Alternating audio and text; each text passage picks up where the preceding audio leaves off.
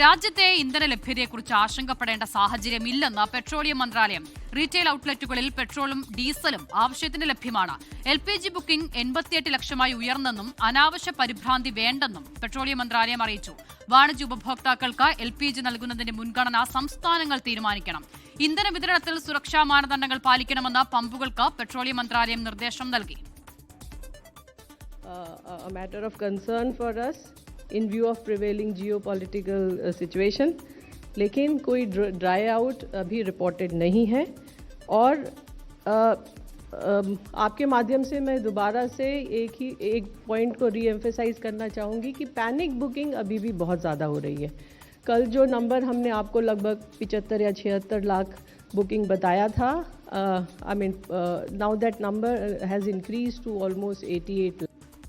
PR Aravind ചേരുകയാണ്. അരവിന്ദ്, ഇന്ധന ദൗർലഭ്യത്തെക്കുറിച്ച് വലിയ ആശങ്കയുണ്ട് പൊതുജനങ്ങൾക്കിടയിൽ. ഈ സാഹചര്യത്തിൽ കൂടിയാണല്ലോ പെട്രോളിയം മന്ത്രാലയത്തിന്റെ വിശദീകരണം. എന്താണ് അവർ പറയാൻ ശ്രമിക്കുന്നത്?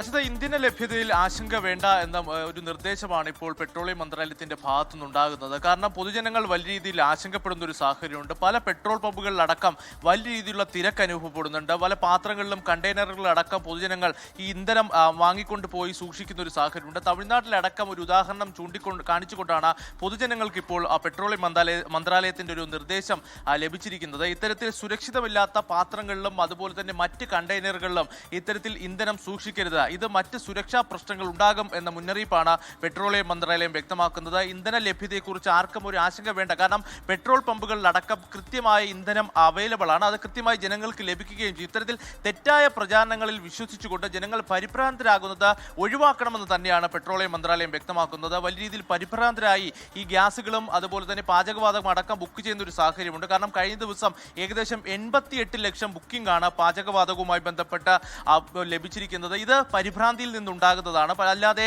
രാജ്യത്ത് ഇന്ധന പ്രതിസന്ധി ഇല്ല എന്ന് തന്നെയാണ് പെട്രോളിയം മന്ത്രാലയം ആവർത്തിക്കുന്നത്.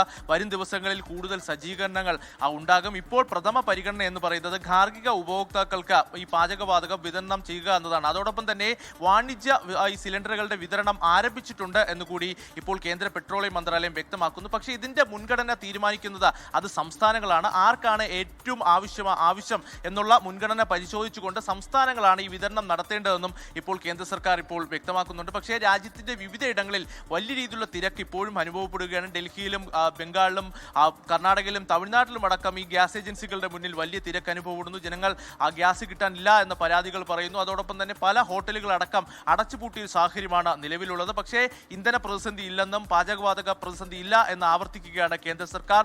ഏകദേശം 88 ലക്ഷം ബുക്കിംഗുകൾ ഉണ്ടായി എന്ന് കേന്ദ്ര സർക്കാർ പറയുന്നു. പക്ഷേ ജനങ്ങൾ ആശങ്കപ്പെടേണ്ട സാഹചര്യമില്ല. ഇത്തരത്തിൽ കൃത്യമായ വിതരണം അവർക്ക് ഉറപ്പാക്കും. അവർക്ക് വേണ്ടിയുള്ള നടപടിക്രമങ്ങൾ കേന്ദ്ര സർക്കാരിന്റെ ഭാഗത്തു നിന്നുണ്ടാകുന്നു എന്ന് പെട്രോളിയം മന്ത്രാലയം വ്യക്തമാക്കുന്നു. ഇന്ധന ലഭ്യതയിൽ യാതൊരുവിധ ആശങ്കകളില്ല. അതോടൊപ്പം തന്നെ കൃത്യമായ മാർഗനിർദ്ദേശങ്ങൾ ഈ പെട്രോൾ പമ്പുകളടക്കം പാലിക്കണമെന്നൊരു നിർദ്ദേശം നൽകി. കാരണം ഇത്തരത്തിൽ വീടുകളിലടക്കം ഈ ജനങ്ങൾ ഈ പരിഭ്രാന്തിയെ കാരണം പെട്രോളും അതുപോലെ തന്നെ ഡീസലും ശേഖരിക്കാനുള്ള സാഹചര്യം നിലനിൽക്കുന്നുണ്ട്. അത് കൃത്യമായി പരിശോധിച്ച് നടപടികൾ എടുക്കണം എന്നതാണ് പെട്രോൾ പമ്പുകൾക്ക് നിർദ്ദേശം നൽകുന്നത്. സുരക്ഷയില്ലാത്ത വലിയ രീതിയിലുള്ള അപകടങ്ങളിലേക്ക് ഇക്കാര്യങ്ങൾ പോകുമെന്ന ഒരു മുന്നറിയിപ്പ് കൂടി ഇപ്പോൾ പെട്രോളിയം മന്ത്രാലയം നൽകുന്നുണ്ട്. അസിത, ശരി. PR അരവിന്ദാണ് വിവരങ്ങൾ നൽകിയത്. ആശങ്കപ്പെടേണ്ട സാഹചര്യം ഇല്ല എന്നുള്ളതാണ് പെട്രോളിയം മന്ത്രാലയം വിശദീകരിക്കുന്നത്. ലോകത്തെവിടെയായാലും ഏത് സമയത്തും 24 വാർത്തകളും ഓഗ്മെന്റഡ് റിയാലിറ്റി പാക്കേജുകളും എക്സ്പ്ലെയിനറുകളും വിശദമായി കാണാൻ ഞങ്ങളുടെ YouTube ചാനൽ നിങ്ങൾക്ക് സബ്സ്ക്രൈബ് ചെയ്യാം.